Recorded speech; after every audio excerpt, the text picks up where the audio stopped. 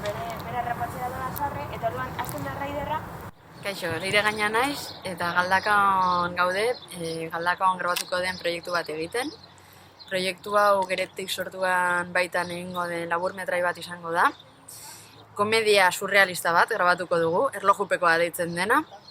Eta egun hauetan Galdakaoa ezagutzen gaude, gidoi laborategi bat egiten, herriaren espiritua gure historian txertatzeko.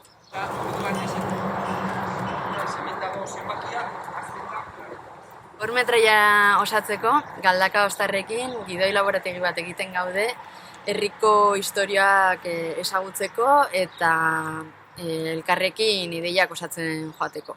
Egun gara, egunotan, gidoi laborategi horretan parte hartzen, Torrezabalen elkartu izan gara, eta egin izan duguna da, gure anekdota batzuk erabili, herriko historiak eta guri gertatutakoak hemen sartu ahal izateko, pertsonaiak ere bai pixkat landu ditugu, nola aurkeztu pertsonaiak, eta gaur josi gaude lokalizazioekin, ezta? Bai, oso atsegina izan da, pentsatutako egoera horrek non kokatu daiteke zen frogatzeko, herriko leku ezberdinetan ibili gara, baina batez be pentsatzen leku horrek emoten dozkoen aukera, ez da, aukera grafikoa, aukera bisuala, eta batez ere gag moduen edo modu bisualarin batean egoerak pentsatzeko eta irtera bat iratzeko.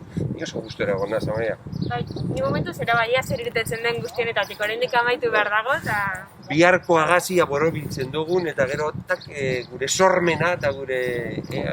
Gure jakinduria horreta... Ia gai garen zer zertan plasmatzeko.